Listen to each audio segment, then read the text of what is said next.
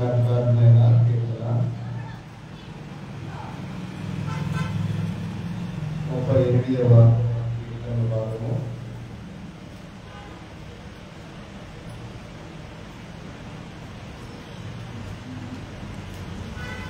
మొదటి నుండి 22 వచనాలు మనము ఉత్తరంగా ఈ భాగాన్ని ధ్యానం చేద్దాం. కీర్తన గ్రంథము 38 1 నుండి 2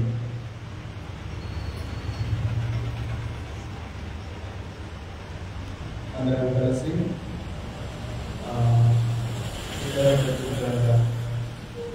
ఈ వాటి భాగాన్ని ధ్యానం చేద్దాం.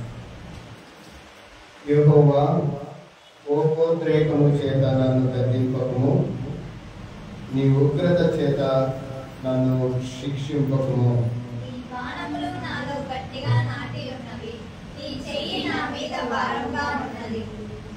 నీ కోపాగ్ని వలన నా ఆరోగ్యము నా శరీరమును విడిచిపోయాను. నా పాపమును బట్టి నా ఎముకల్లో స్వస్థత లేదు.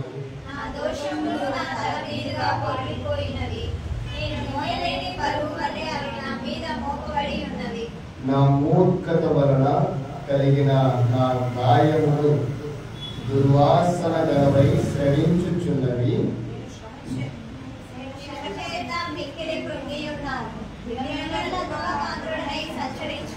నా నడుము పాపముతో నిండి ఉన్నది, నా శరీరంలో ఆరోగ్యము లేదు.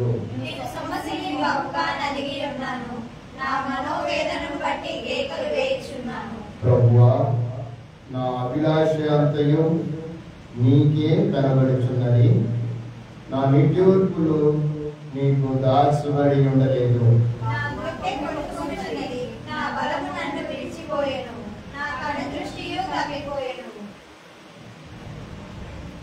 నా స్నేహితులను నా చెలికాండ్రును నా తెగులును చూచి ఎడముగా నిలుచుచున్నారు. నా బంధువులు దూరముగా నిలుచుచున్నారు.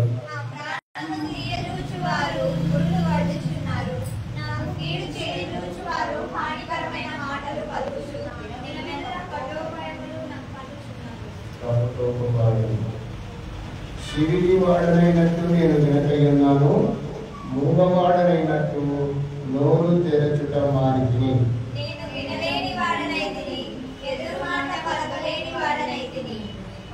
యెహోవా, నీ కొరకే నేను కనిపెట్టుకొని ఉన్నాను. నా కాలు జారిన ఎడల వారు నా మీద అతిశయపడుదురని నేను అనుకొనుచున్నాను. ప్రభువా, నా దేవా, నీవే ఉత్తరం ఇచ్చెదవు.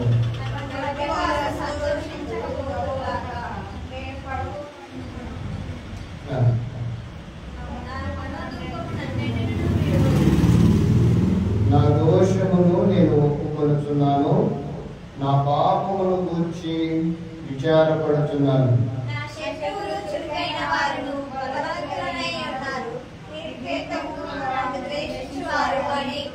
మేలునకు ప్రతిగా వారు కీడు చేయుచున్నారు.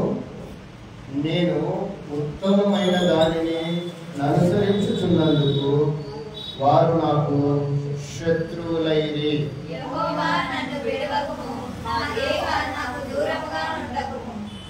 రక్షణకర్తవైన నా ప్రభువా, నా సహాయమునకు త్వరగా రమ్ము అని అనుకుంటున్నాను.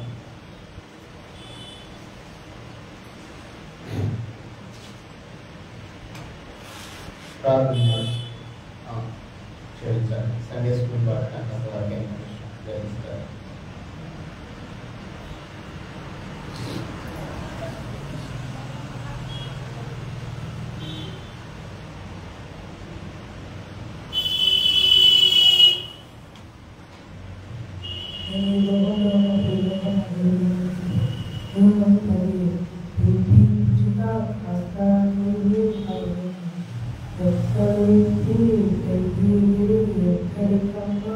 Thank you.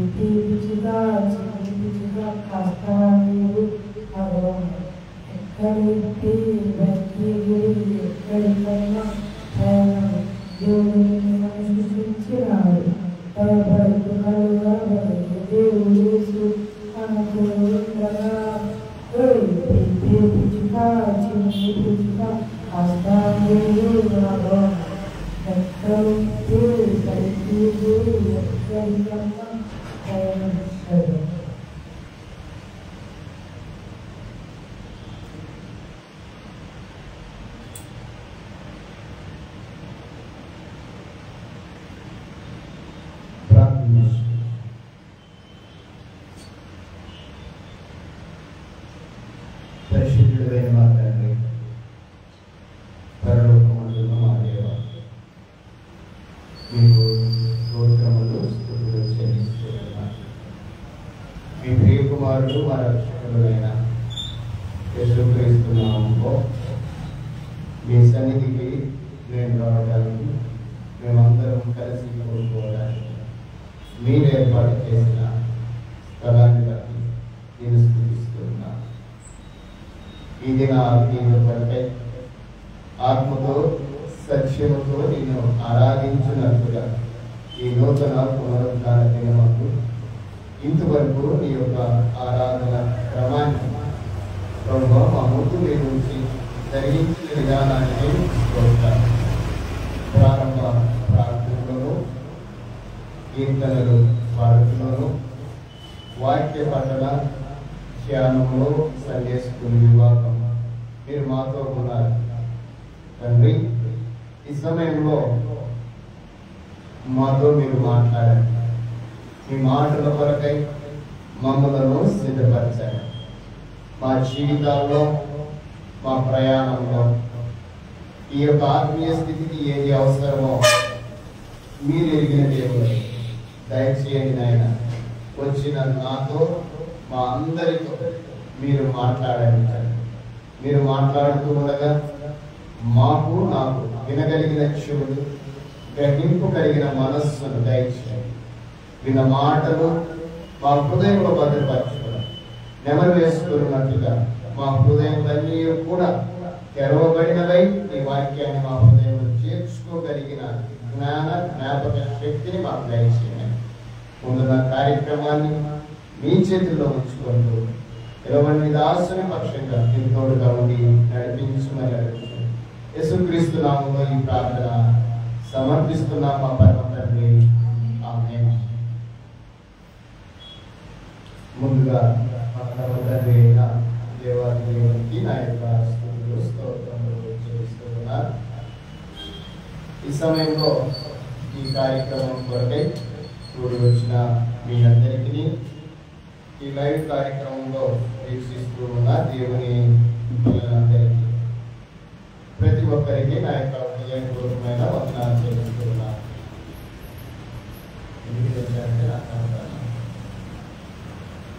అందరికి వందనాలు. అందరికి అందరండి, అందరు బాగున్నారా?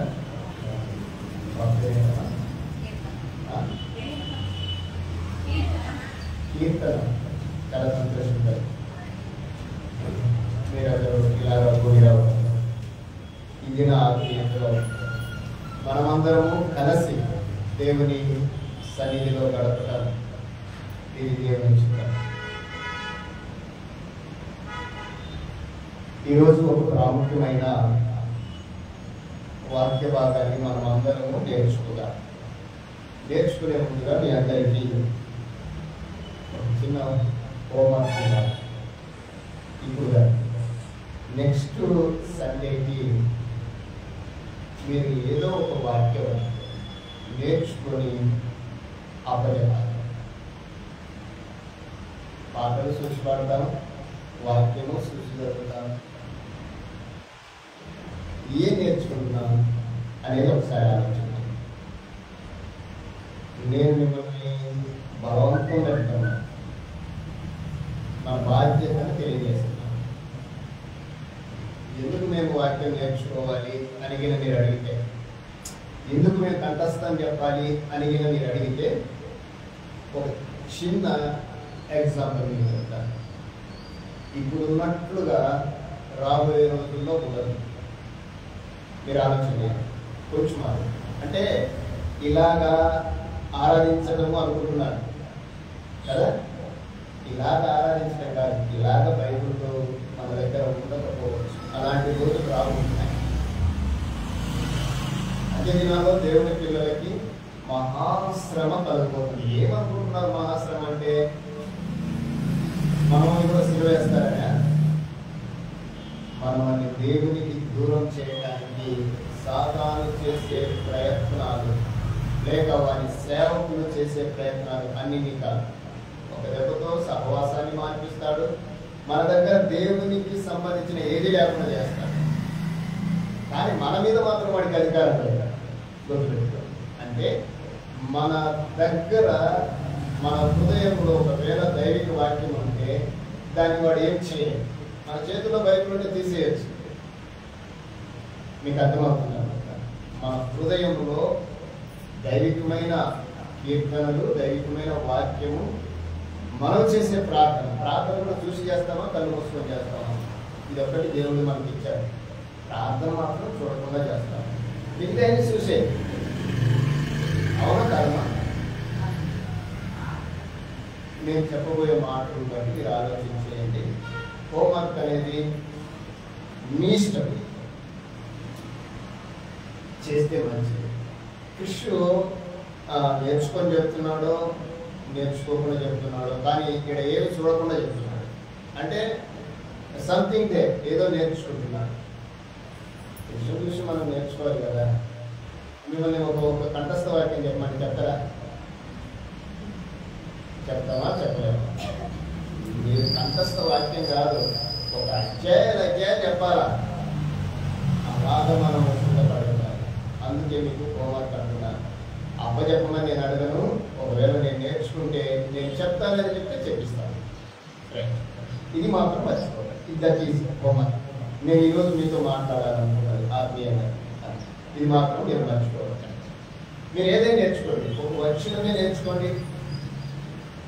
నేను ట్రైనింగ్లో రోజుకు 5 కంఠస్థ వాక్యాలు చెప్పాను. ట్రైనింగ్లో ఆ రోజు నేర్చుకునే ఇప్పటికి నాకు గుర్తున్నాయి.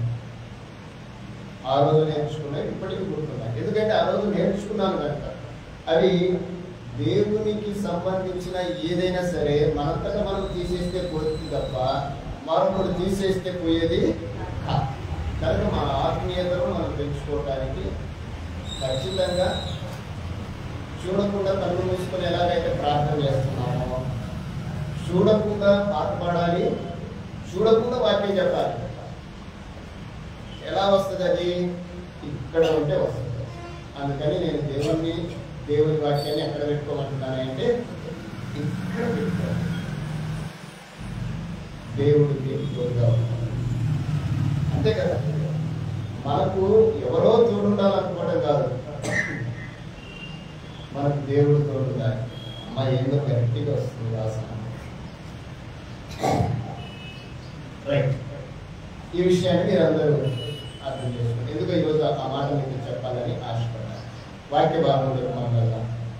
ఈరోజు నేను మీతో మాట్లాడబోయే ఒక ఉన్నతమైన వర్తమానం. ఎబ్రీయులకు రాసిన పత్రిక 12వ అధ్యాయం. మీరందరూ బైబిల్ తెరవండి. అందరూ కలిసి నాతో పాటు ఆ వాక్య భాగాన్ని అందరూ కలిసి చదువుదాం. నాతో పాటు అందరూ కలిసి చదువుదాం. ఎబ్రీయులకు రాసిన పత్రిక అపోస్తలుడైన పౌలు గారు. చాలా మంది ఎవరు రాశారో తెలియదు అంటారు, కానీ బైబిల్లో మాత్రం పౌలు గారు అని రాయబడింది కనుక మనం బైబిల్నే నమ్ముదాం. 12వ అధ్యాయం 28-29 వచనాన్ని అందరము కొంచెం గట్టిగా చదువుతాం. మనం గట్టిగా చదివితే ఎవరికైనా పడుతుంది చెప్పండి. ముందు ఎవరికైనా పడుతుంది? మనకు దేవుడికి పడుతుంది. ఎందుకంటే ఎక్కడ ఇద్దరు ముగ్గురు ఉంటారో, అంటే మౌనంగా చదివి తినపడదంటే మౌనంగా చదివినా వినపడదు. మౌనంగా చదివి తినపడదంటే కానీ బైబిల్ని గట్టిగానే చదవాలి కదా. కొన్నిసార్లు మౌనంగా చదివేటోళ్ళు ఉన్నారు. బైబిల్ మీరు ఎలా చదివారంటే 70 సార్లు చదివారంటే ఎలా చదివారు అని అడిగితే మీరు చదివేటప్పుడు మీ పొజిషన్ ఏంటంటే నేను మనసులో చదువుకున్నానని చెప్పడం లేదు, నేను పడుకొని చదువుకున్నాను అంటూ లేదు, కొంతమంది నేను కూర్చొని చదివినాను అంటూ లేకపోలేదు. మరి కొంతమంది నేను మోకాళ్ళ మీద ఉండి గదిలో ఒంటరిగా గట్టిగా చదివాను అనేవారు ఉన్నారు. ఏది బాగుంటుందో మీరు మనకు అనుకూలంగా బైబిల్ చదవడం కాదు, దేవునికి ఇష్టపూర్వకంగా బైబిల్ చదవడం. కనుక ఈ వాక్యాన్ని మోకాళ్ళ మీద అందరం కూర్చొని గట్టిగా చదవడం. అందువలన మనము నిశ్చలమైన రాజ్యమును పొంది దైవ కృపను కలిగి ఉండును. ఆ కృప కలిగి వినయ భక్తులతో దేవునికి ప్రీతికరమైన సేవ చేయు. ఏలయనగా మన దేవుడు దహించు అగ్ని అయి ఉన్నాడు. సరిగా కృష్ణుడు కూడా చదివావా మాతో పాటు? ఎందుకని మాతో లేవా, మాతో ఉండవా? చదువుతుంటా. ఇంకోసారి చదువుతాను. మిగిలిన నాకు తెలుగు రాదంటే నేను చదివేది నువ్వు కూడా మాట్లాడదు కదా, చెప్పచ్చు కదా. అందువలన మనము నిశ్చలమైన రాజ్యమును పొంది దైవ కృప కలిగి ఉండును. ఆ కృపను కలిగి వినయ భక్తులతో దేవునికి ప్రీతికరమైన సేవ చేయు. ఏలనగా మన దేవుడు దహించు అగ్ని అయి ఉన్నాడు. ఒకసారి ఎందువలన కొన్ని వాక్యాలు అక్కడక్కడ చదువుతుంటాం, దానికి అది కన్క్లూజివ్ కావాలంటే, అంటే ఇప్పుడు మధ్యలో చదివాం మనం, దాని ముగింపు లేకుండా ముగింపు చదివాం, దాని ప్రారంభం తెలియాలి మనకి. అందువలన అంటే ఎందువలన అనే మాటని మీకు క్లుప్తంగా వివరిస్తాను. దేవుని చిత్తమైతే వచ్చే వారంలో ఆ మాట నేను మీ ముందు ఉంచడానికి ప్రయత్నం చేస్తాను. ఈ గ్రంథంలో ఈ వచనంలో 26, 27 వచనాల్లో మాట్లాడబడింది. అందువలన ఎందువలన అంటే 26, 27 వచనాల వలన అంటారు. ఏంటి ఆ 27, 26 వచనాలు అంటే అప్పుడు ఆయన శబ్దం భూమిని చలింపచేసిన కానీ ఇంకొకసారి భూమిని మాత్రమే కాక ఆకాశమును కూడా కంపింపచేతును అని మాట ఇచ్చి ఉన్నారు. ఇంకొకసారి అన్నమాట చలింప చేయబడనని నిలకడగా ఉండు నిమిత్తము అవి సృష్టింపబడి ఉన్నట్టు చలింప చేయబడినవి కొద్దిగా తీసివేయబడినని అర్థమించుతున్నారు. కొంచెం కష్టతరమైన మాటలే కానీ నేను మీతో సులభంగా తర్జుమా చేయడానికి ప్రయత్నం చేస్తాను. అందరు ఇలా చూడండి, ఇక్కడ భూమిని కంపింపజేస్తాను అంటున్నారు. అలాగనే ఇంకోటి ఏం కంపింపజేస్తాడు ఏమా మీరు చదివాడు, ఆకాశంలో కూడా భూమిని కంపింపజేస్తాను, అలాగనే ఆకాశాన్ని కూడా కంపింపజేస్తాను. అయితే చలింప చేయబడనివి నిలకడగా ఉన్న నిమిత్తము సృష్టింపబడినట్టు చలింప చేయబడినవి బొత్తిగా తీసివేయబడునని అర్థమిస్తుంది. ఏదైతే కదులుతుందో అది తీసివేయబడుతుంది అని మాట చెప్తున్నారు. ఏంటి అందులో సారాంశం అంటే క్లుప్తంగా భూమిని కంపింపజేస్తారు. ఎవరు? అప్పుడు ఆయన అంటే ఎవరు? దేవుడు. దేని కంపిస్తానంటున్నాడు? భూమిని కంపింపజేస్తాను అంటున్నాడు.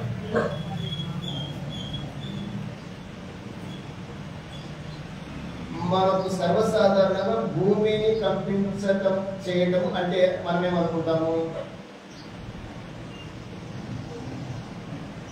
భూకంపం అనుకుంటాం, మంచిదే. మరి ఆకాశమును కంపింపజేస్తానంటున్నాడు, దీన్ని ఏమందాము? ఆకాశ కంపమందామా? భూమి కదంటాము భూకంపము, మరి ఆకాశాన్ని కంపింపజేస్తానంటున్నాడు, దాన్ని ఏమందాము?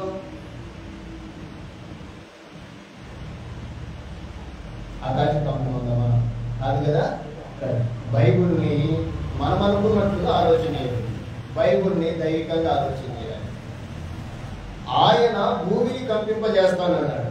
సృష్టించింది ఎవరు? సృష్టించిన దేవుడు భూమిని కంపింపజేస్తాను అంటే మనం ఆటోమేటిక్గా భూమి మీద ఉన్న మనం కాదు భూమిని అనుకుంటున్నాం. కానీ ఆయన ఆ మాట అన్నది పరోక్షంగా మనం ఆలోచన చేస్తే భూమిని కాదు భూమి మీద ఉండబడిన జనులను అనుకోవాలి. అంతే కదమ్మా. ఇప్పుడు భూమి కదులుతుంది, అప్పుడప్పుడు కదులుతుంది, మరలా సెట్ అవుతుంది. కానీ ఈయన అంటున్న మాటను మనం ఆలోచన చేస్తే భూమిని కాదు భూమి మీద ఉండబడిన జనులను కంపింపజేస్తారు. భూమి మీద ఉండబడిన జనులు కదులుతున్నారా, కదలకుండా ఉన్నారా? కదులుతూనే ఉన్నారు. కదలము అంటే అర్థం ఏంటంటే ఎవరి విశ్వాసంలో వారు ఉన్నారు, ఎవరి పనులలో వారు ఉన్నారు, ఎవరి ఆలోచనలో వారు ఉన్నారు. వారు కదులుతున్నారు వారికి ఇష్టం వచ్చినట్లుగా. అంతే కదా, వారికి ఇష్టం వచ్చినట్లుగా కదులుతున్నారు. వారు కదిలి ఏమైపోతున్నారు అంటే కనపడకుండా పోతున్నారు. అంతేనంటారా? కాదు. తమ ఇష్టానుసారంగా బ్రతికే వాళ్ళు కదిలిపోతారు, చెదిరిపోతారు, కనపడకుండా పోతారు. ఇప్పుడు కలిసి ఉంటే కలదు సుఖం అనేది తెలుసు కదా మీకు. ఇప్పుడు జనులందరూ కలిసే ఉన్నారా? ఎవరి ఇష్టానుసారంగా వారు ఉన్నారు. జనులందరూ ఎందుకండి? సంఘమంతా కలిసి ఉంటుందా? సంఘమంతా కలిసి ఉంటారమ్మా. సంఘంలో అందరూ అసలు ఒకరికొకరు పొంతనంలో ఇది అట్లా ఉంచండి. భూమి గురించి మాట్లాడారు. భూమి మీద ఉండబడిన వారు కదిలించబడతారు. భూమి మీద ఉండబడిన వారు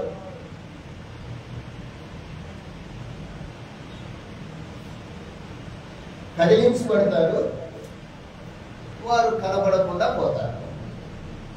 నేనేమని చెప్తున్నానంటే మన భాషలో చెప్తున్నాను,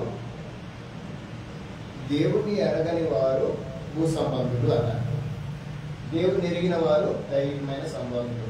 ఇలా ఆలోచించారు. దేవుని ఎరగని వారు వారి ఇష్టానుసారంగా బ్రతుకుతున్నారు, వారి ఇష్టానుసారంగా జీవిస్తున్నారు, వారి ఇష్టానుసారంగా నడుస్తున్నారు. దైవికంగా మనం మన గ్రంథాన్ని బట్టి ఆలోచన చేస్తే వారు కనిపించకుండా పోతున్నారు.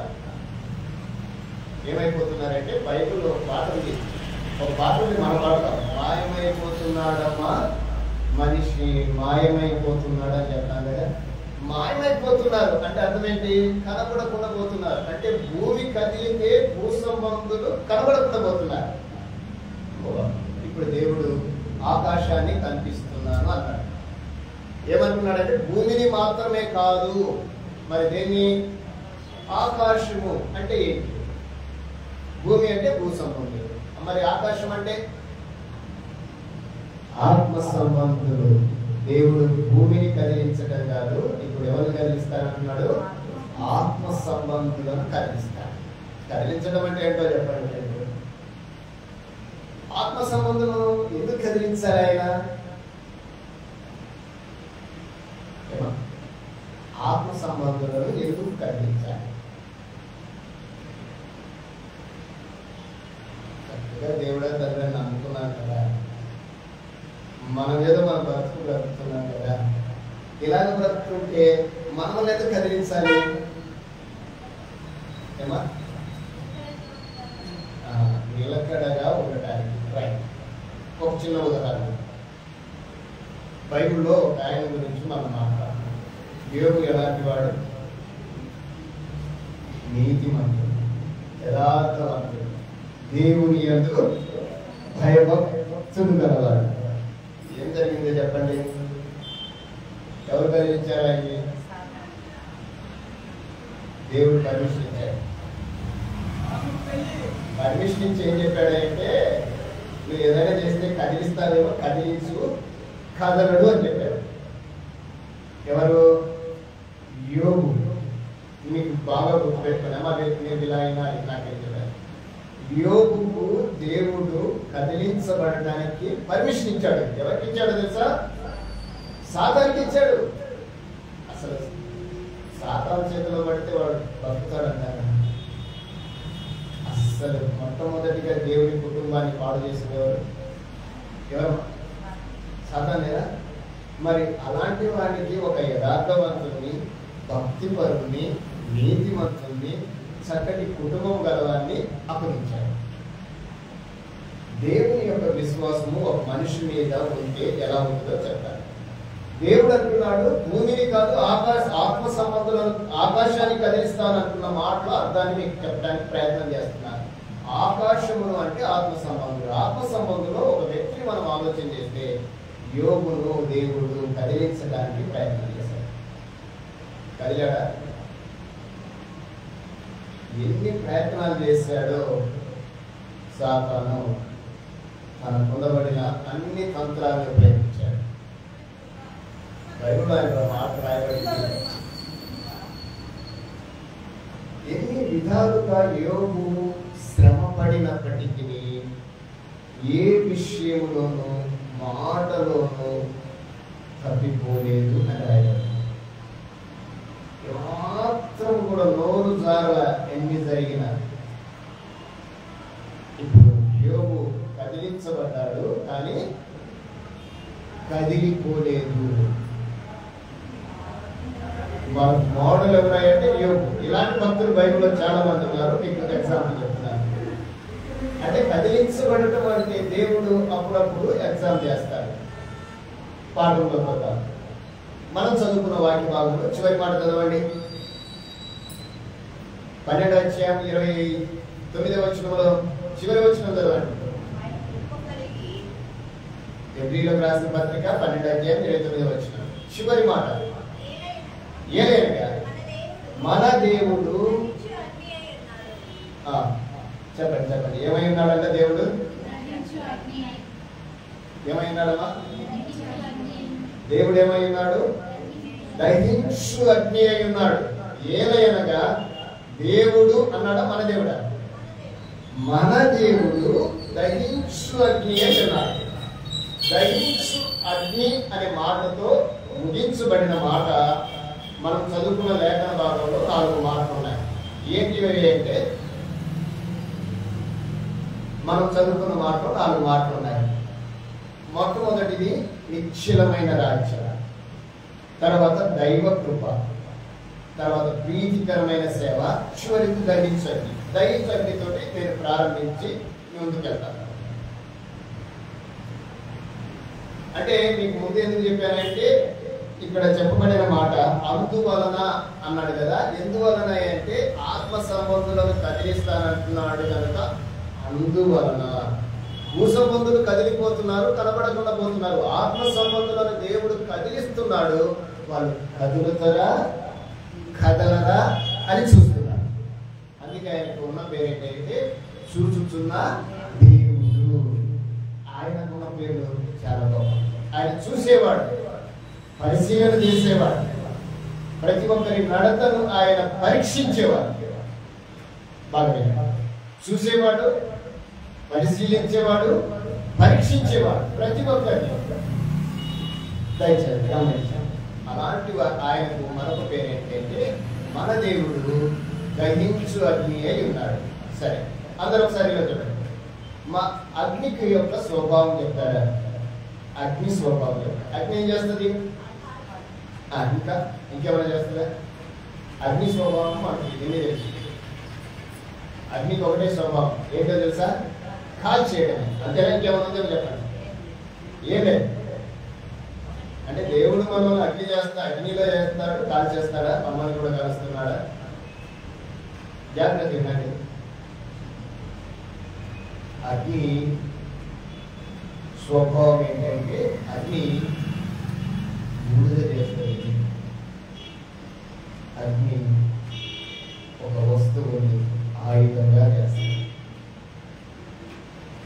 ఇక్కడ ఆలోచన చేశారు. అగ్ని బూడిద చేస్తుంది, ఏదైనా ఒక వస్తువుని ఆయుధంగా కూడా చేస్తే చేయలేదు. మీరు ఎప్పుడేం చేయలేదా?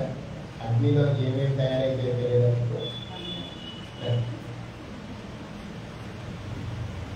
అగ్ని బూడిద చేస్తుంది, ఆయుధముగా కూడా చేసే స్వభావం. 2 స్వభావాలు. మన దేవుడు ఎలాంటి వాడైతే దహించు అగ్ని, తీక్షణమైన అగ్ని.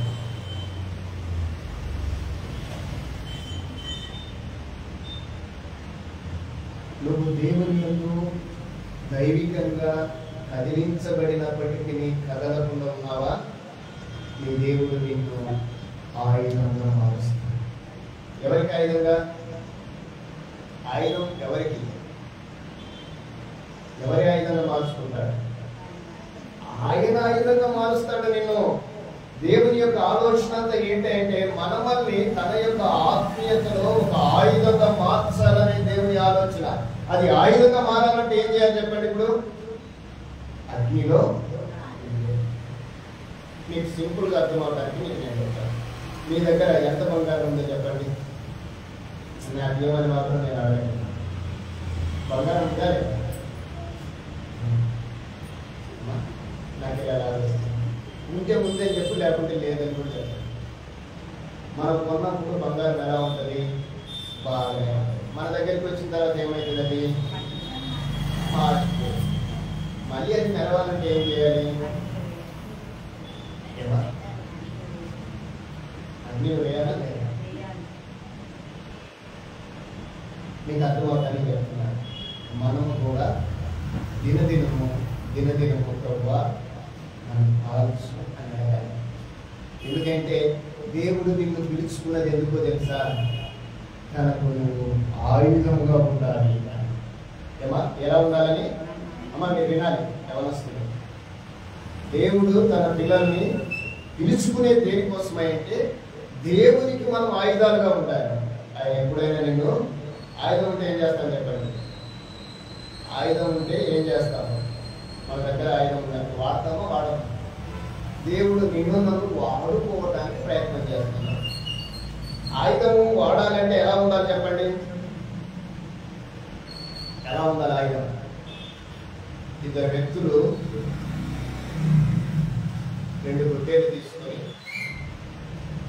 2 గొట్టలు తెలుసు కదమ్మా, కట్టెలు నరకడానికి వెళ్ళారు. ఎక్కడికి? అడవికి వెళ్ళారు. ఇద్దరు వ్యక్తులు, వాళ్ళు మగవాళ్ళు ఆడవాళ్ళని అడగాలి.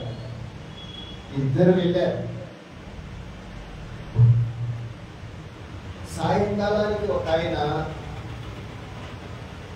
10 మోపులు కట్టెలేరాడు. 10 మోపులు కట్టెలు నరికాడు. ఆయనతో పాటు ఉన్న ఆయన 1 మోపే కట్టెలు నరికాడు. ఎలా సాధ్యం ఇది చెప్పండి? ఇద్దరు వెళ్ళారు. ఇద్దరు సమానంగా ఉంటారు, నాలాగానే ఉంటారు. నాలాంటైనా ఇంకొక ఆయన. నేను చెప్తాను ఇద్దరు ఎవరెవరు. నేను పౌలన్న ఇద్దరము అడవి కట్టెలకి వెళ్ళాను. గొడ్డెలు తీసుకొని వదినా అన్న నేను ఇద్దరు వెళ్ళాను. సాయంకాలానికి అన్నేమో 10 మోపులు కట్టలేరాడు. నేనేమో 1 మోపే ఏరాను. ఆయన గబగబా వచ్చి నాకంటే ముందుకు వెళ్తున్నాడు. ఎందుకంటే ఆటో చేస్తాను తమ్ముడు అని. నేనేమన్నానంటే అన్న నేను మోసుకొని వెళ్తాను అన్నా. నేను మోసుకొని అంటే నేను 10 మోపులు ఎలా మోస్తావు అన్నాడు. నేను 10 మోపులు కాదన్నా 1 మోపే అన్నాను.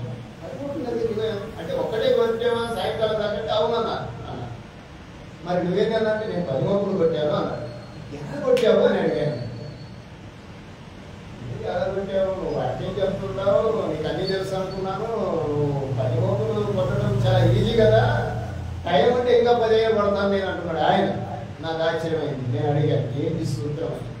నువ్వు ఎలా కొట్టావంటే నాకు గొడ్డేలు ఇంటికాడ నూర్చుకొని వచ్చాను కదా, ఆ నూరుకున్నది కొడుతూ ఉంటే కొడతానే ఉన్నాను. అది కొట్టేసుకుంది కొంచెం పదులు తగ్గిపోవటం వల్ల ఆ పదులు తగ్గిన దానితోటే కొడుతున్నాను. అలా కొడుతూ ఉంటేనే 1 మోపు అయిందన్నా అన్న. పదులు తగ్గింది నువ్వు చూసుకోలేదా? లేదన్నా. మళ్ళీ ఇంటికి పోతే కదా చూసుకునేది, ఇంటికనే కదా నూరుకొని వచ్చేది అని నేనన్నా.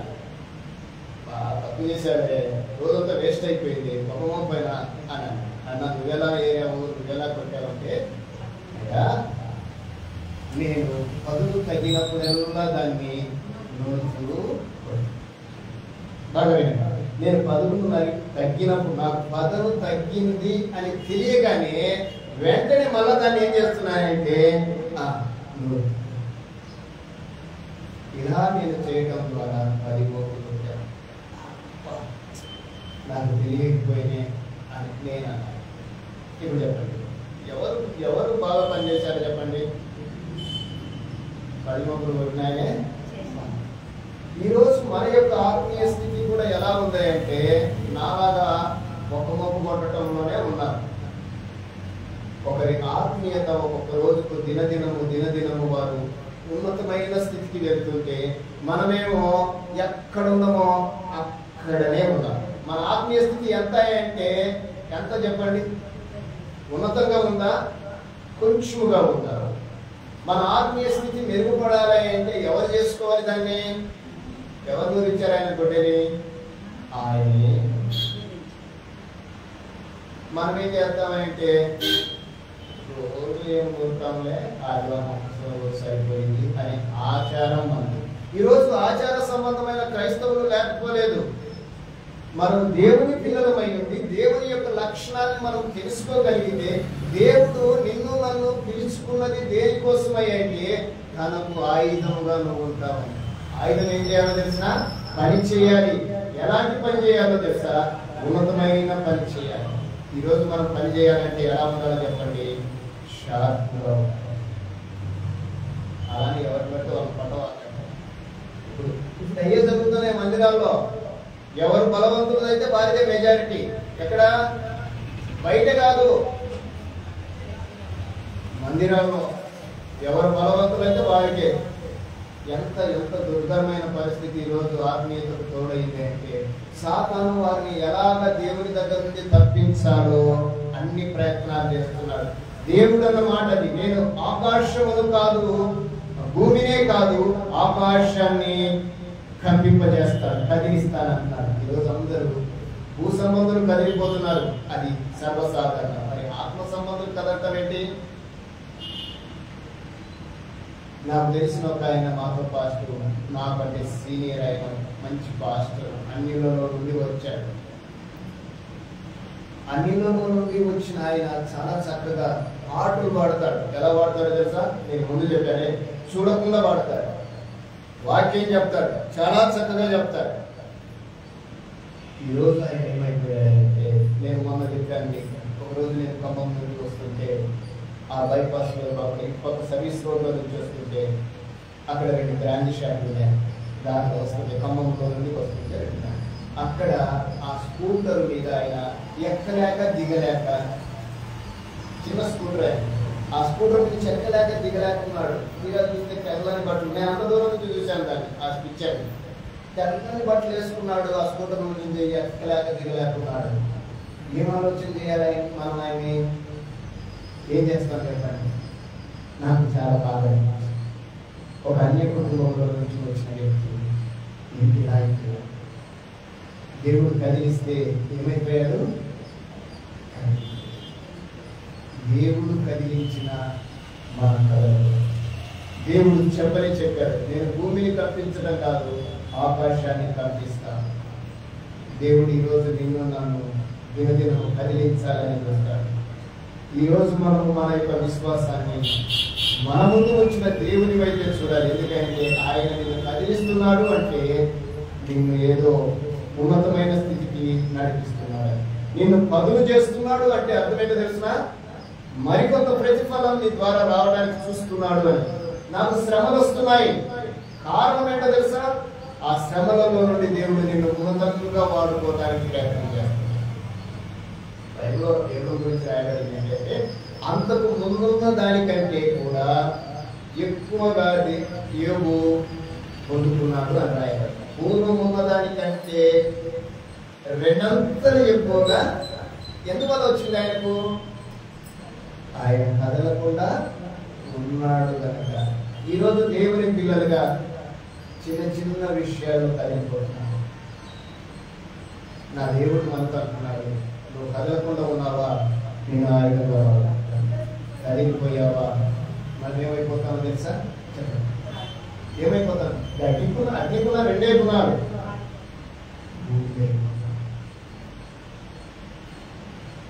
మరి మన దేవుడు అంటాడు అగ్ని ఆరాధన జాగ్రత్త. మన దేవుడు ఎలాంటి వాడు? దహించు అగ్ని అయి ఉన్నాడు. నువ్వు దేవుని చేతిలో బూడిదైతావా? దేవుని చేతిలో ఆయుధంగా ఉన్నాడు. ఆయుధం దేవుడు ఏం చేస్తాడంటే ఈ పొలంలో, ఈ లోకంలో నిన్ను ఒక గొడవడిగా వాడటానికి ఇష్టపడతాడు. అందుకే యేసుప్రభు అన్నాడు, పొలమంతా పైరు పచ్చిబారి ఉంది, కోసేవారు చెప్పండి, కోత విస్తారంగా ఉంది చెప్పండి చెప్పండి. యేసుప్రభు ఎప్పుడో చెప్పాడు కదా. ఇప్పుడు మనం ఏం చేస్తున్నాము? ఈరోజు దేవుని పిల్లలు ఏం చేస్తున్నారు? ఏం చేయాలి అంటే ఆ ఆయుధం ఏం చేయాలంటే దేవుని పని చేయాలి, దేవుని పంట కోయాలి. ఇప్పుడు ఏం చేస్తున్నారు చెప్పండి? కోస్తున్నారా? ఎంతమంది కోస్తున్నారు? ఇది ఎవరికి? సేవకులకు సంబంధించింది అనుకుంటారు కదా చాలా మంది. కోత ఎంతో విస్తారంగా ఉంది, కోసేవారు చెప్పండి ఎలా ఉన్నారు? మృదువుగా ఉన్నారు. అప్పుడు ఆయన చెప్పారు. ఇప్పుడు చెప్పండి, కోత ఎంతో విస్తారంగా ఉంది, సేవకులు కానీ విశ్వాసులు కానీ ఎంతమంది ఉన్నారో చెప్పండి? కోపంలో ఉన్నారు. మరి ఏం చేస్తున్నారు? కోత కోస్తున్నారా? దేవుడు నిన్ను నన్ను కోరుకునేది తన చేతులు ఆయుధంగా ఉంటే నిన్ను పనికి పంపిస్తాడు. నువ్వు పనికిరాని దానికైతే చెప్పండి. మన ఇంట్లో పనికొచ్చే ఆయుధాలు ఉంటాయి, పనికిరాని ఆయుధాలు కూడా ఉంటాయి. ఉంటాయా? ఉండవు. పనికిరాని ఆయుధాలు ఏం చేస్తాను చెప్పండి. మనం తెలివి తక్కువ ఉల్లిగడ్డలు వేస్తాం. అవదా దేవుడు నేను ఆరాధించడానికి ఇష్టపడలేదు. ఈరోజు దేవుడు అంటున్నాడు, ఆయన వెంట కుప్పలలో దీవులను నేలనెత్తిన. ఈరోజు ఆ మాటతో మనం పలుకు.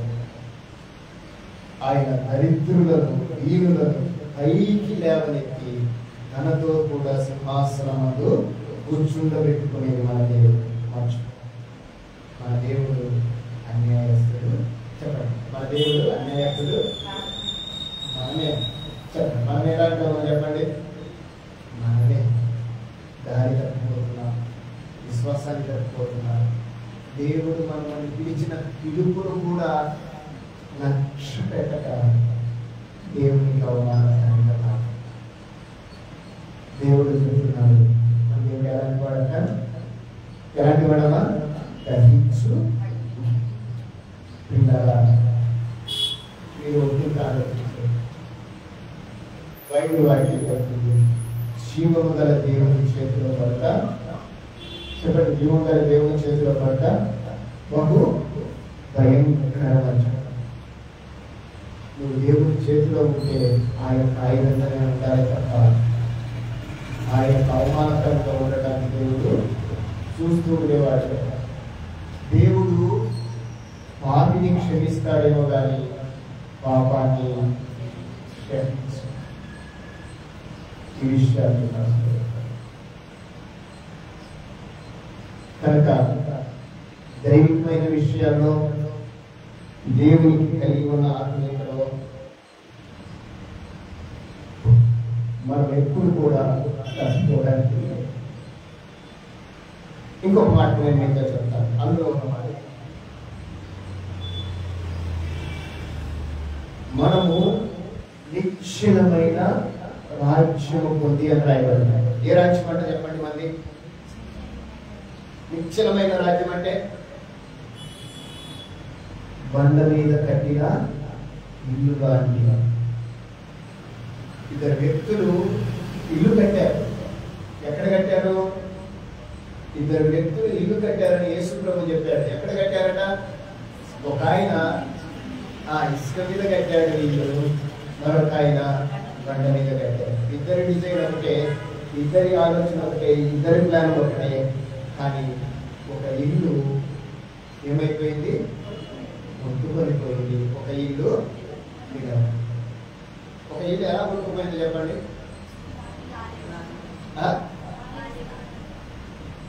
రెండు ఇల్లు కట్టారు ఒక చోట. ఒకటి ఇసుక మీద కట్టారు, ఒకటి బండ మీద కట్టాడు. రెండింటిలో మనం ఏమంటున్నామంటే కొట్టుకుపోయింది. ఎలా కొట్టుకుపోయిందంటే గాలి వచ్చింది, వానలు వచ్చినాయి, వరదలు వచ్చినాయి. ఆ ఇంటి మీద ఎలా కొట్టినాయి? మీరు వాక్యం చదువుతారా? చదవండి. మత్తయి సువార్త 7వ అధ్యాయం 23-24 వచ్చిన ఒకసారి చదవండి. త్వరగా చదవండి. మనము నిశ్చలమైన రాజ్యం పొందాలి. నిశ్చలమైన రాజ్యం అంటే కదలని రాజ్యం, స్థిరమైన రాజ్యం. ఏమిటి అది ఆ నిశ్చలమైన రాజ్యము? మీకు కొంత వ్యత్యాసాన్ని నేను చెప్పడానికి ప్రయత్నం చేస్తాను. చదవండి. మత్తయి రాసిన సువార్త 7వ అధ్యాయము. నా మాటలు విని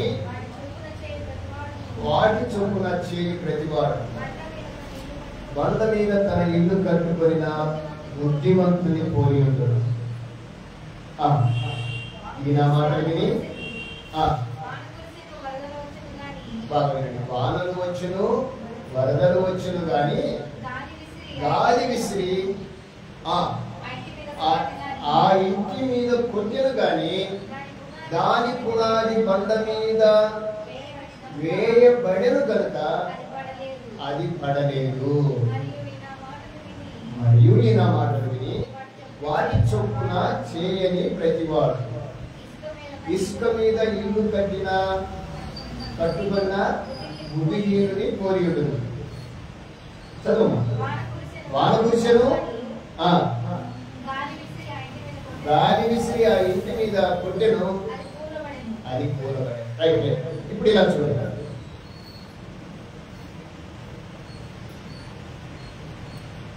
ఇక్కడ మనము భౌతికంగా ఆలోచన చేయదని చెప్తున్నాం. ముందు ఆకాశము భూమి అంటే చెప్పారు కదా. ఇప్పుడు బండ మీద ఇల్లు, ఇసుక మీద ఇల్లు. ఇసుక మీద ఇల్లు కట్టేవారు ఉన్నారు, బండ మీద ఇల్లు కట్టేవారు ఉన్నారు. బండ మీద ఇల్లు అనేది నేను మాట్లాడుతున్నాను, వినండి. ఇసుక మీద, ఇసుక దేనికి సాదృశ్యం ఉంది అంటే లోకానికి సాదృశ్యంగా. ఇప్పుడు లోకాన్ని, లోక విషయాన్ని, లోక సంబంధమైన దాన్ని ఆలోచన చేసేవారు లోకం మీద కడుతున్నారు. ఏంటిది? ఇల్లు. ఇప్పుడు దైవికంగా ఆలోచన చేసేవారు, దైవికంగా ఉండాలని ప్రయత్నం చేసేవారు బండ మీద కడుతున్నారు. ఏంటిది? ఇల్లు. లోకం మీద కట్టే ఇల్లు ఏమవుతుందంటే కూలబడుతుంది. బండ మీద కట్టిన ఇల్లు ఏమవుతుందమ్మా? దాని పునాది బండ మీద వేయబడిన కనుక అది ఏమో కాలేదమ్మా? ఏం కాలేదండి? అది కూలబడలేదంటే కదలేదంట, కదలలేదు. లోకం మీద ఈరోజు ఇల్లు కట్టేవారు ఉన్నారు. అంటే లోకం అంటే మన ఇల్లు కాదండి, దేవుని మాటలు దైవికంగా ఆలోచన చేస్తే, లోక సంబంధమైన ఆలోచన చేసి లోక సంబంధమైన విధానాలతో మందిరాలు కట్టేవారు ఈరోజు లేకపోలేదు. ఉన్నారా లేరా? మనం లోక సంబంధ మందిరాలు అంటే మనం అనుకుంటాం బయట మందిరాలు అనుకుంటాం. బయట వాళ్ళవి కాదండి. బయట వాళ్ళ గురించి దేవుడు చెప్పాల్సి వస్తే డైరెక్ట్గా చెప్పేస్తాడు. మనమే ఈరోజు మనుషులను చూసి ఇల్లు కట్టేవారు ఉన్నారు, దైవికంగా మందిరాలు కట్టేవారు ఉన్నారు. ఇవి ఏం జరుగుతాయంటే నువ్వు దైవికంగా కట్టినా లోకంలో కట్టినా ఏముంటుందంట? వానలుంటాయి, వరదలుంటాయి, ఆ ఇంటి మీద బలమైన గాలి తగులుతుంది, వాటికి నువ్వు తట్టుకోవాలి. అంటే ఏమంటున్నాడంటే ఇక్కడ కూడా మనతోనే మాట్లాడుతున్నాడు, లోకంలో ఉన్న వారితో మాట్లాడుతున్నాడు, బండ మీద కట్టబడిన ఇంటి వారితో మాట్లాడాలి. దేవుని కుటుంబంతో మాట్లాడుతున్నాడు, లోకంలో ఉండబడిన కుటుంబంతో మాట్లాడు. లోకంలో ఉండబడిన వారు ఏమైపోతారంటే కూలబడతారు అని రాయబడి. మరి బండ మీద కట్టబడిన వారంటే మనల గురించి మాట్లాడుతున్నాడు. మనకేముంటాయంట చెప్పండి? దేవుని పిల్లలకి ఏముంటాయి? అక్కడ ఏం చెప్పాడు? వానలున్నాయి, వరదలున్నాయి, బలమైన గాలి ఉంది అని చెప్పాడు. అంటే వానలు, వరదలు, బలమైన గాలి ఏంటి? ఏంటమ్మా చెప్పండి అమ్మా? కష్టాలు, నిందలు, అవమానాలు, బాధలు, దుఃఖాలు, రోగాలు, ఇవన్నీ ఎవరికి వస్తాయి చెప్పండి? అరే మనిషికి కాకపోతే శ్రమలు ఎవరికి వస్తాయా? మానవులకు వస్తాయా అని మనమే అంటాం. కానీ శ్రమలు వస్తే మనం దేవుణ్ణి చులకనగా ఉంటాం. అవునా కాదు? ఎంతమంది లేరు దేవుడు నాకు అన్యాయం చేస్తాడు అంటలేరా? ఉన్నారంటే ఎవరు అనేది దేవుడు అన్యాయం చేస్తాడు అనేది బయట వాళ్ళ? మనమే. దేవుని మందిరానికి వచ్చేవారినే, దేవుని ఆరాధించేవారినే, దేవుడు నా తండ్రి అని చెప్పుకొని గట్టిగా మాట్లాడేవారినే ఈరోజు ఏమంటారు? దేవుడు అన్యాయం చేస్తాడు. అంటే ఏం చేయాలని కోరుకుంటున్నాం మనము?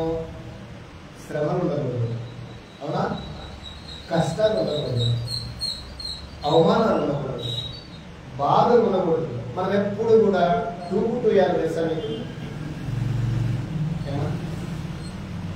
తూపుయాలి తెలుసా?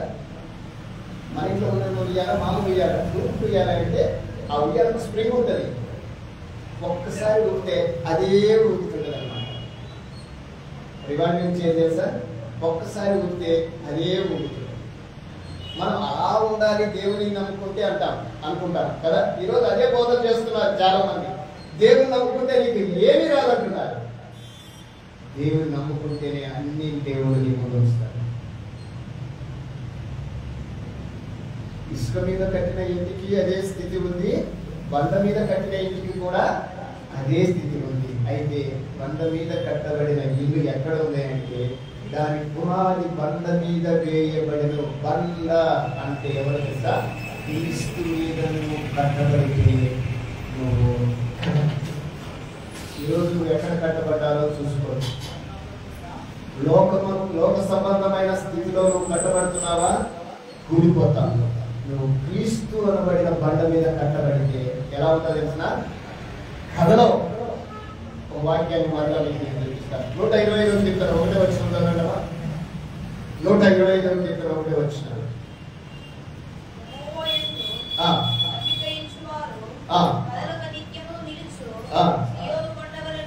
Right right. ఇప్పుడు చూడండి, సార్ నాకేం చూడండి అమ్మా. దేవుని నమ్మిన వారు ఎలా ఉంటారు చెప్పండి? ఎట్లుంటారు? కొండలా ఉంటారు అన్నాడు. మీరు కొండను పక్కన పెట్టండి. కొండ ఎక్క తిరిగి కదలలే, కదుతుందా? ఇప్పుడు మన ఇంటి దగ్గర కొండ ఉంది, మన ఊళ్ళో ఎప్పుడైనా కదిలినట్టు చూసావా? ఇప్పుడు పోయి చూడుకోవేమో, కదిలిందేమో. 10 ఏళ్ళ తర్వాత కదులుతుందా? ఏ కొండల గురించి చెప్తున్నాడు దేవుడు. మనల్ని చూపిస్తూ ఏమంటున్నాడు అంటే, నేను నన్ను చూపిస్తూ దేవుడు ఏమంటున్నాడు అంటే, యెహోవా యందు నమ్మిక ఉంచువారు. బాగా వినండి మాట, చాలా చాలా సింపుల్ గా మనం తీసుకోకూడదు. మనము దేవుని యందు నమ్మిక ఉంచితే ఎలా ఉంటుందో తెలిసిన కదలక నిత్యము నిలుచు సియోను కొండ వలె ఉంటాం. కొండలా ఉండాలి, బండలా ఉండదు. బండ కదులుతుంది, బండ తెలుసమ్మా.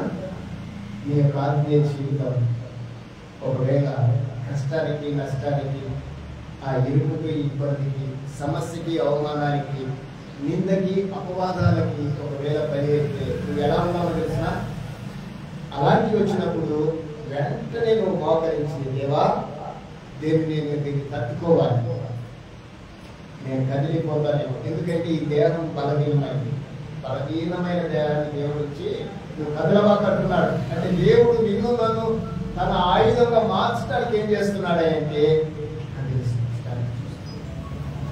కానీ దేవుని యందు నమ్మిక ఉంచు వారు ఎలా ఉంటారట?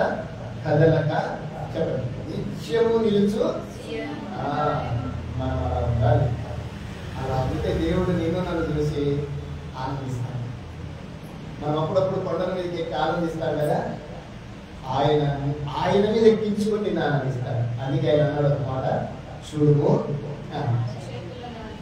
ఎక్కడ ఉంచాడంటే మనల్ని దేవుడు అలా ఉంచాలనుకుంటే మనము ఏ స్థితిలో ఉన్నామో ఒకసారి ఆలోచించాలి. అందుకే ఇక్కడ అంటున్నాడు, మనము నిశ్చలమైన రాజ్యం పొందితే కదలకుండా ఉంటాం. ఏ రాజ్యం అంటే? రాజ్యం అంటే ఏంటమ్మా? రాజ్యం అంటే ఏంటి? ఏం మాట్లాడాలి? రాజ్యము అంటే ఏంటి?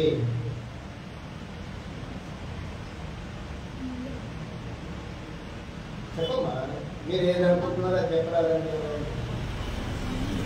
అమ్మా. ఇంకేది మందిరమే. అసలు మనకు తెలుసు, కానీ చెప్తే ఏమవుతుందని భయం. ఆనే మనం సగం చచ్చిపోతాం అన్నమాట. తెలుసా? ఏదన్నా మన కడుపులో ఉందనుకోండి, దాన్ని అలా ఉంచుకోవాలండి దయచేసి. తప్పైనా ఒప్పైనా బయటపడేయండి. తర్వాత ఒకవేళ నేను అదే చెప్తే నేను అనుకుంటాను, నువ్వు అనుకోవడం కాదు, అనుకున్నది చెప్పాలి, రావాలి బయటికి. లోపల పెట్టుకోకూడదు, బయటికి రావాలి. రాజ్యం అంటే మందిరమే, మందిరము అంటే సంఘమే. ఆ సంఘం ఎలా ఉండాలి అంటే నిశ్చలమైంది ఉండాలి. నిశ్చలమైంది అంటే కదలని, తాను కట్టుకున్నది. మందిరాన్ని, సంఘాన్ని ఎవరు కట్టారు చెప్పండి? ఎవరు కట్టారమ్మా? ఎవరు కట్టారు మందిరాన్ని? మందిరాన్ని కట్టిన వాళ్ళు ఎవరు? సంఘాన్ని కట్టిన వాళ్ళు ఎవరు? రెండు కట్టివాడు, సమస్తము కట్టువాడు. అవునా కాదు? ఇప్పుడు ఎందుకు నేను కట్టాలని చెప్పుకుంటున్నారు? చాలా మంది మందిరం మా తాతయ్య కట్టాడండి, అవునా, మా డాడీ కట్టాడండి, నేను కట్టాను కష్టపడి అనటం లేరా? అంటే వీళ్ళు ఏం కట్టారు, ఎక్కడ కట్టారో తెలుసా? ఇసుక మీద కట్టారు, కట్టారు. నేను కట్టాను అన్నామంటే అది దేవుడు కట్టిందిగా. చెప్పకనే చెప్తున్నావు, ఇది దేవుడు కట్టలేదని చెప్పినట్టు అన్నావు. అవునా కాదా? నేను కట్టాను అని నువ్వు చెప్పావా? సంఘమే కానీ, అది మందిరమే కానీ, అది దైవికమైనది ఏదైనా నేను అన్నావా? అక్కడ దేవుడు లేడు అని అంటారు. మనమే చెప్తున్నాం ఆ మాట. సమస్తము కట్టువాడు ఆయన కట్టాడు. యేసు ప్రభువే చెప్పాడు, ఈ బండ మీద నా సంఘమును కడతాను. ఇది ఎందుకు మర్చిపోతున్నారో ఈరోజు చాలా మంది. సంఘం ఏమిటి? ఆయనది, ఆయన కట్టాడు. అందుకే అంటున్నాడు, మనము అలాంటి నిశ్చలమైన సంఘము, రాజ్యమును పొంది ఏం పొందాలంట? అలాంటి నిశ్చలమైన సంఘాన్ని మనం పొందాలి. ఈరోజు నువ్వు ఎక్కడున్నావో, ఏ స్థలంలో ఉన్నావో, ఏ రాజ్యంలో ఉన్నావో, ఏ సంఘంలో ఉన్నావో గట్టిగా చెప్తున్నాను నేను. రాజ్యము, నిశ్చలమైన రాజ్యమే సంఘం. బైబిల్ ఒక మాట రాయబడింది, దేవుని రాజ్యము ఏమైందో తెలిసిన? నీతి సమాధానం అయ్యింది. దేవుని రాజ్యంలో నీతి సమాధానం ఉంటుంది. అల్లరి ఉండదు, గొడవలు ఉండవు, కలెక్షన్లు ఉండవు. ఒక ఆత్మీయతలో అక్కడ పెంపొందించబడుతూనే ఉండాలి తప్ప కదిలిపోయేదిగా, కదిలించబడేదిగా ఆ రాజ్యం ఉండదు. అందుకే అంటున్నాడు, కనుక అందువలన మనం నిశ్చలమైన రాజ్యము పొంది ఏమై ఉండాలంట? ఏమై ఉండాలమ్మా? ఒక మాట నేను చెప్తాను. నిశ్చలమైన రాజ్యం పొంది దైవ కృప కలిగి ఉండును. ఈ మాటతో ముగిస్తాను, సమయం అయిపోతుంది. మిగతా ఏమంటే నేను తర్వాత నిశ్చలమైన రాజ్యము, దైవ కృప, సేవ, దేవుని యొక్క ఇది చెప్తాను. అవన్నీ చెప్పలేదు. నిశ్చలమైన రాజ్యం కింద పొంది ఉంటే మనకి ఏం కలుగుతుంది అంటే దైవ కృప కలిగి ఉంటాం. దైవ కృప కలిగి ఉండుము అన్నారు. నిశ్చలమైన రాజ్యం పొందిన ఏం పొందుతారు? దైవ కృప కలిగి ఉంటారు. ఇది చూడండి ఒకసారి. దైవ కృప అంటే ఏంటో చెప్పండి. దేవుని కృప అంటే ఏంటో చెప్పండి. కృప అంటే దేవుని కృప.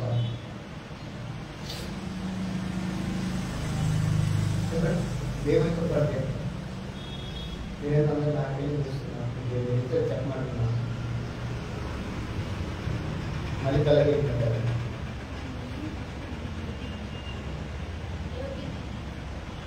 యోగ్యత లేని వారికి అనుకోకుండా కలిగేదే దైవ కృప. అంతే కదమ్మా? ప్రాక్టికల్గా ఎలా ఉంటుంది దైవ కృప? ఒక ఆయన చక్కటి బిల్డింగ్ కట్టించారు. మనిషి బిల్డింగ్. ఆయన దగ్గరికి వెళ్ళి మీరు అడగండి, ఎలా కట్టించారు? ఏం చెప్తాడు చెప్పండి? ఏం చెప్తాడు? ఆయన ఇదంతా కూడా దేవుని కృప. ఒక ఆయన మంచి కారు ఉన్నారు అన్న, ఏంటన్నా ఇది అంటే ఏం చెప్తాడు? ఇది దేవుని, చెప్పండి ఏమంటాడమ్మా? దేవుని. ఒకరికి చక్కటి ఉద్యోగం వచ్చింది, అమ్మా ఎలా వచ్చింది అంటే ఆమె ఏం చెప్తుంది? దేవుని కృప. ఒకరికి మంచి భర్త దొరికాడు, అమ్మ ఎలా ఇది సాధ్యము? ఏమని చెప్తారు? అంటే మనం అనుకునే కృప ఇలాగ ఉందని మనం అందరం అనుకుంటున్నాం. అవునా కాదు? అదే దేవుని కృప, అంతేనా? అది మనకు యోగ్యత లేదు, అది దేవుడు మనకి ఇచ్చాడు, అదే దేవుని కృప అనుకుంటున్నాం. అవునా కాదు? అంతేనా? మనం అనుకుంటున్నాం, అది దేవుడు చెప్పింది కాదు, మనం అనుకుంటున్నాం. అంతేనా? నేను మళ్ళీ మాట్లాడు, మనం అనుకుంటున్నాం, అంతే కదమ్మా? బైబిల్లో ఒక వాక్యాన్ని చూసి నేను అందిస్తాను. దేవుని కృప అంటే అపోస్తలుల కార్యం 4వ అధ్యాయం. దేవుని కృప అంటే బైబిల్లో ఏమని రాయబడిందో చూద్దాం. 4వ అధ్యాయం 33వ వచనం చదవండి.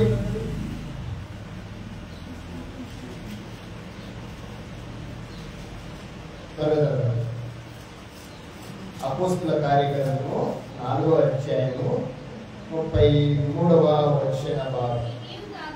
ఇదియుగాక అపోస్తలులు బహు బలముగా ప్రభువైన యేసు పునరుద్ధానమును గూర్చి సాక్ష్యమిచ్చిరి. బాగా వినండి. ఇదియుగాక ఏమమ్మా అంతేనా? దైవ కృప అందరి యందు అధికముగా ఉండెను. ఎలా ఉంటుందంట? ఇదియుగాక అపోస్తలులు బహు బలముగా ప్రభువైన యేసు పునరుద్ధానమును గూర్చి సాక్ష్యమిచ్చిరి. దైవ కృప అందరి యందు అధికముగా ఉన్నది.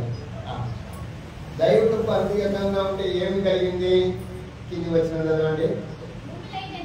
భూములైనను ఇండ్లైనను కలిగిన వారందరూ వాటిని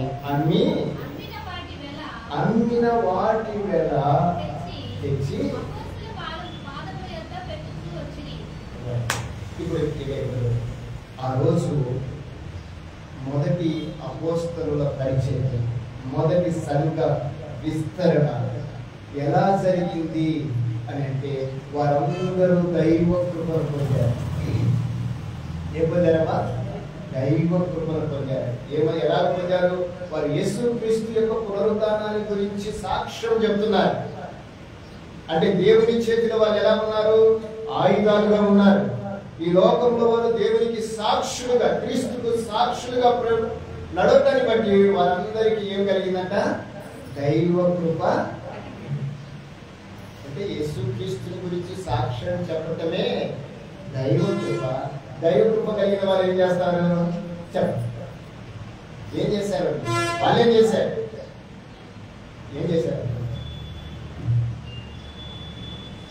వాళ్ళు ఏం చేశారంటే ఇండ్లైనను భూములైనను తమకు కలిగిన వాటన్నిటిని అమ్మి ఎక్కడ పెట్టారు? అపోస్తలుల కార్యం.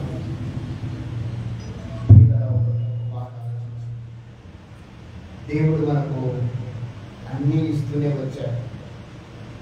ఈరోజు మనం కలిగి ఉన్న ఈ ఆత్మీయ జీవం దేవుడిచ్చిందే. ఇదే దేవుని కృప. మనం అనుకున్నట్టు కాదండి, అది అంతలో కనపడతాయి. చెప్పండి. ఒక లోకమంతా సంపాదించుకోవాలి పోతే ఏముంటుందండి? అది కాదు దైవ కృప. దైవ కృప అంటే క్రీస్తుని గురించి నువ్వు సాక్ష్యం చెప్పడం, క్రీస్తు కొరకు నేనేం చేస్తున్నానని ఆలోచన చేయడం. అర్థమవుతుందా? దేవుని పని చేయటము, ఆ పని కొరకు నేనేం చేస్తున్నానని ఆలోచించడం. ఒకంత మిమ్మల్ని ఆత్మీయంగా తీసుకెళ్ళడానికి ప్రయత్నం చేస్తాం. దేవుని కృప అంటే మనం తీసుకోవడం కాదు. చెప్పండి. దేవుని కృప అంటే మనం తీసుకోవడం కాదు, మనం దేవునికి ఏది ఇస్తున్నామనేది, దేవుని కోసం నేను ఏది చేస్తున్నాననేది కూడా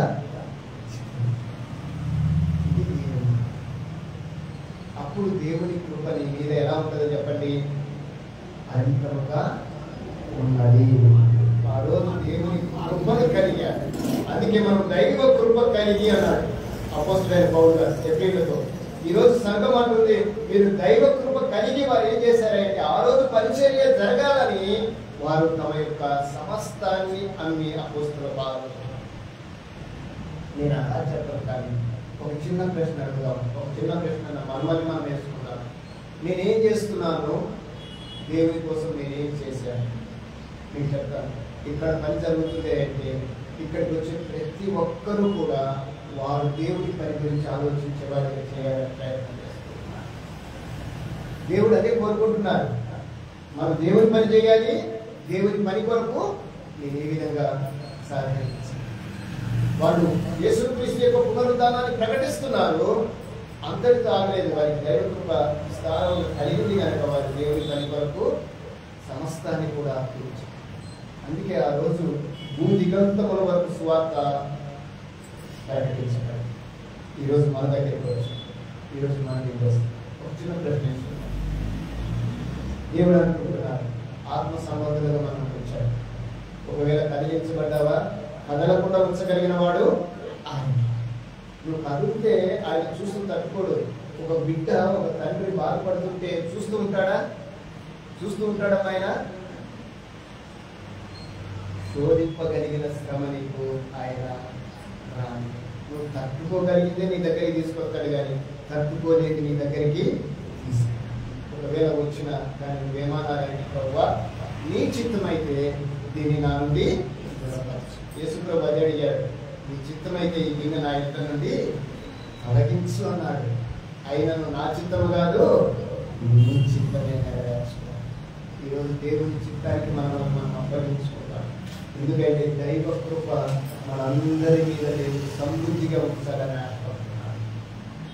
అందుకే మనం ఏం కలిగి ఉండాలంటే ఆత్మ సంబంధులుగా ఎటువంటి పరిస్థితుల్లో కదిలిపోకూడదు. నెంబర్ 1, ఎటువంటి కదిలిపోకూడదు.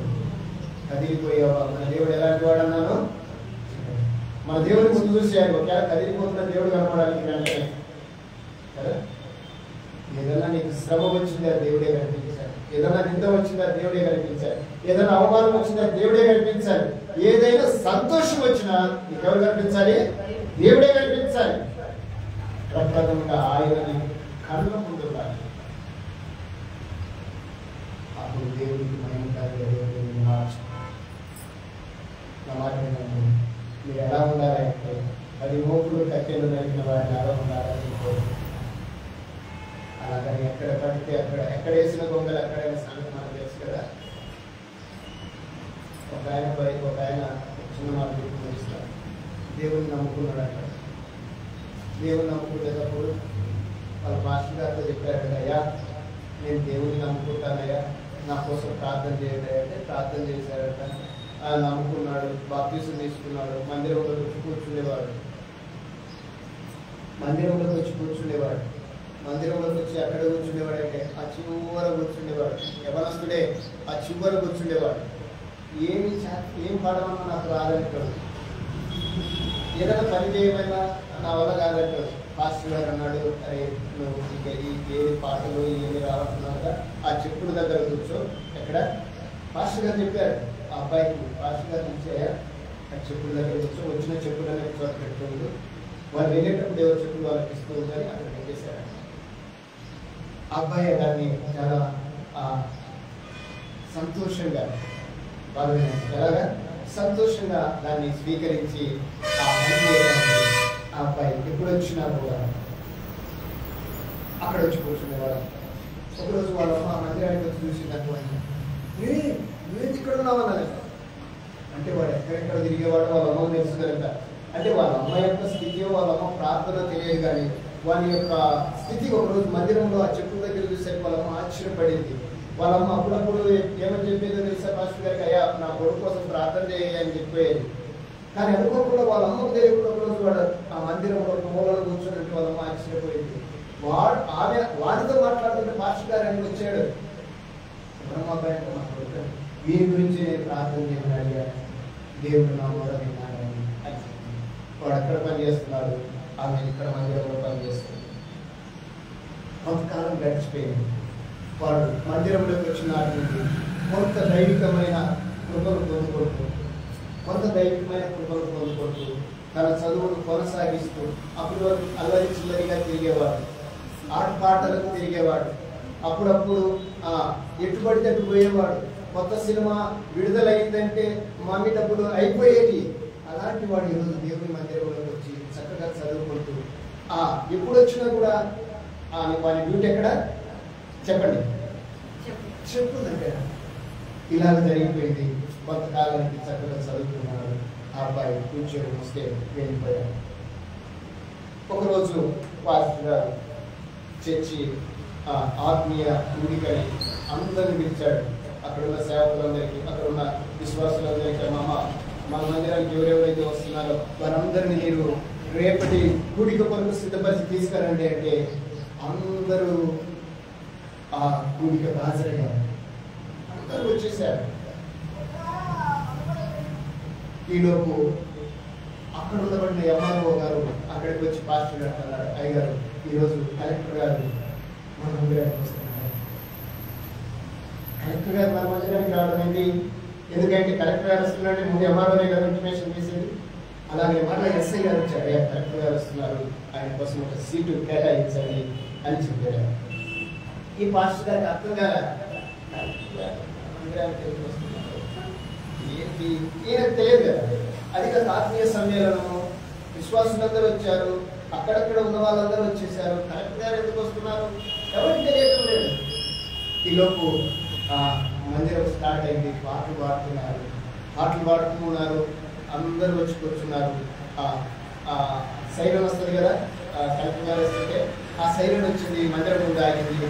పాస్టర్ గారు టెన్షన్ పడుతున్నారు, ఉంటుంది కదా వచ్చింది. సైరన్ వచ్చి ఆగింది, ఇక్కడ పాటలు పాడుతున్నారు, పాస్టర్ గారు మోకరించి ప్రార్థన చేస్తున్నారు. అలాగా కార్యక్రమం జరుగుతుంటే ఒక వ్యక్తి మందిరంలోకి వచ్చేసి ఆ మందిరం దగ్గర అప్పుడే చాలా మంది వచ్చింటారు కదా, ఫంక్షన్ అంటే అందరూ వచ్చింటారు కదా, అక్కడక్కడ చిల్లర పడిన చుక్కులన్నీ సర్దుతున్నాడు. చిల్లర పడిన చుక్కులన్నీ సర్దుతూ ఉంటే అందరూ ఆయనకెళ్ళి చూస్తున్నారు. పాస్టర్ గారు ప్రార్థన చేస్తున్నాడు. అలా చూస్తూ ఉంటే ఆయనే ఒక చోట కుర్చీ తెచ్చుకొని ఆ చిక్కుల దగ్గర కూర్చున్నారు. అందరూ ఆయనకెళ్ళి చూస్తున్నారు. మాట్లాడిపోయి ప్రార్థన చేయండి అనేసరికి ప్రార్థన చేస్తున్నారు. ప్రార్థన చేసి సేవకులు వచ్చి పాస్టర్ గారు వచ్చి ప్రసంగానికి సిద్ధపడేసరికి కలెక్టర్ గారు ఇక్కడ వచ్చి కూర్చోబెట్టింటారు. ఈయన చెప్పే ఉంటాడు కదా, అయ్యా కలెక్టర్ వస్తున్నాడు, ఆయనకి ఈ సీట్ కేటాయించాము, ఇక్కడ కూర్చోబెట్టండి అని చెప్తే ఆ సీట్ ఖాళీ కనపడుతుంది. కలెక్టర్ గారు వచ్చారని చెప్తున్నారు.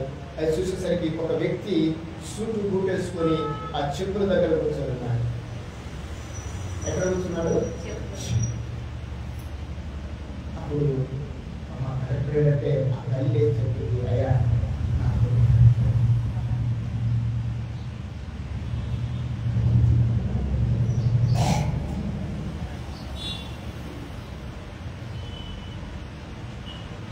ఒక దైవికమైన విధానంలో నడిచిన మనుషుల యొక్క స్థితి మందిరం ఏ విధంగా చేస్తుంది అది మనం మనస్ఫూర్తి.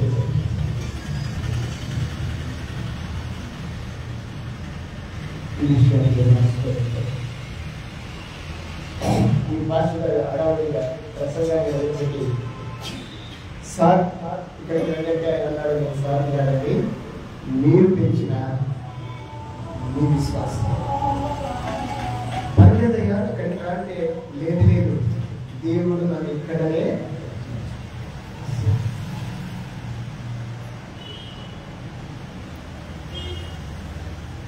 దైవ కృప మనం కలిగి ఉండటం అంటే దేవుడు మనల్ని ఈ లోకంలో ఆశీర్వదిస్తాడు, పరలోకానికి చేరుస్తాడు. ఇప్పుడు తెలిసిన మనము నిశ్చలమైన రాజ్యం కొద్ది దైవ కృప కలిగితే అలాంటి సందర్భాలు ఎన్నో దైవికమైన జీవితాలు ఉంటాయి. కనుక మనం ఒకసారి ఆలోచించాలి, మనం పొందిన రాజ్యము, మనం పొందిన దైవ కృప మనం ఏం చేస్తున్నాం, మనం ఏం చేయాలి, మన యొక్క ఆత్మీయ స్థితి ఎలా ఉంటుంది అని మనం పరిశీలన చేసుకొని మిగతా భాగం దేవుడి చిన్నైతే మరొక వారంలో దేవుడి మాటలు మనం ఇంట్లో విధించుకుంటారు. చిన్న ప్రార్థన. పరిశుద్ధుడైన మా తండ్రి, పరలోకమందున్న మా దేవానికి స్తోత్రాలు. మీరు మాతోనే మాట్లాడారు, అందుకే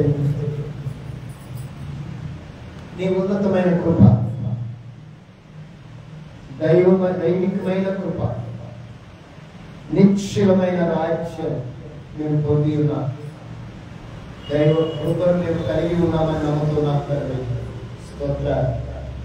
మాట్లాడిన మాటలు మా అందరి హృదయాల్లో ఫలింపచ్చే. మేము ఎలా ఉన్నామో, మా స్వభావం ఏంటో మా స్వరూపం ఏంటో మీరు ఎరుగురు. దయ చూపించండి నాయన. నీకే స్తుతులు చెల్లిస్తూ ఉన్నాం. సహాయం చేయండి.